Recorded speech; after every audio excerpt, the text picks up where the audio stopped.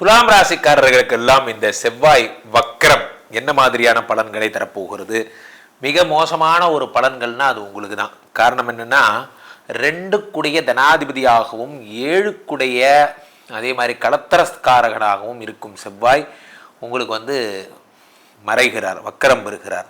இது எந்த மாதிரியான பலன்களை உங்களுக்கு தரும் அப்படின்னு பார்த்தீங்கன்னா, இந்த 2 அப்படிங்கிறது தனஸ்தானாதிபதி. இந்த தனஸ்தானாதிபதியும் அதே மாதிரி 7 களத்திரகாரகன். இந்த களத்திரகாரகனும் மறையும் பொழுது என்ன ஏற்படும் அப்படின்னா, குடும்ப உறவுகளில் நிச்சயம் பிரச்சனை வரும். தம்பதிகளுக்குள்ள தேவையில்லாத சண்டைகள் போன்றவை ஏற்படும்.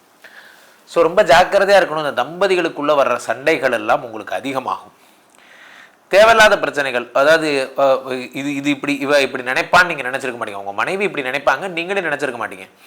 அனுமானத்தின் பெயரால் தேவையில்லாத ஒரு கெஸ்ஸிங் பெயரால் உங்கள் மேலே சந்தேகப்படுறது, உங்களுக்கும் அவங்களுக்கு என்ன தொடர்புன்னு கேட்குறது போன்ற விஷயங்கள் எல்லாம் உங்களுக்கு ஏற்படும்.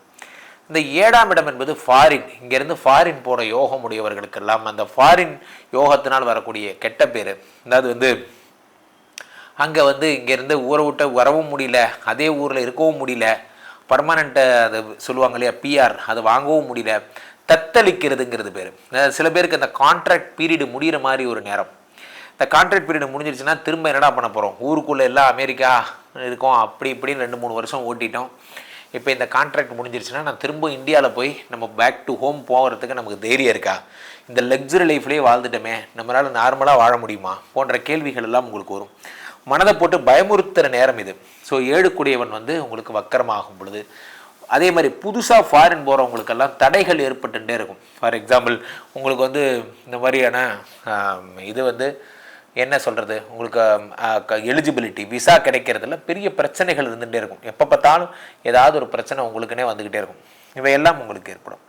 அதே மாதிரி இந்த செவ்வாய் எங்கே இருக்காருன்னு பார்த்தீங்கன்னா, இங்கே உங்களுக்கு 9ஆம் இடத்துல இருக்கார். 9ஆம் இடம் என்பது என்ன அப்படின்னு பார்த்தீங்கன்னா, அப்பாவோட உடல்நிலை, பாக்கியஸ்தானம் என்று சொல்லக்கூடிய அதிர்ஷ்டம். இந்த அதிர்ஷ்டத்தை குறைபாடு போன்றவை ஏற்படும். இந்த பணத்தை சம்பாதிக்குங்கிற விஷயம் அதெல்லாம் உங்களுக்கு நடக்கும்.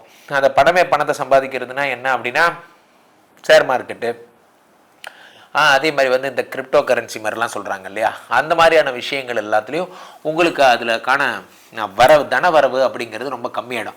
அதில் இன்வெஸ்ட் பண்ணவங்களும் ரொம்ப ஜாக்கிரதையாக இருக்கணும். ஏன்னா வக்கரம் பெற்று இருக்கார். அந்த 7ஆம் இடம் என்பது வெறும் இது மட்டும் கிடையாது, பார்ட்னர்ஷிப். ஸோ பார்ட்னரை நம்பி நிறைய பணங்கள் தராதிங்க. முதுகு வலியா, மூட்டு வலியா, கை கால் நீட்ட மடக்க இயலாமையா, அறுவை சிகிச்சை இல்லா குணம், ஆயுட்கால நிவாரணம். டாக்டர் ஸ்ரீவர்மா PCR, மகாராஜா தைலம். அனைத்து மருந்து கடைகளிலும் கிடைக்கும்.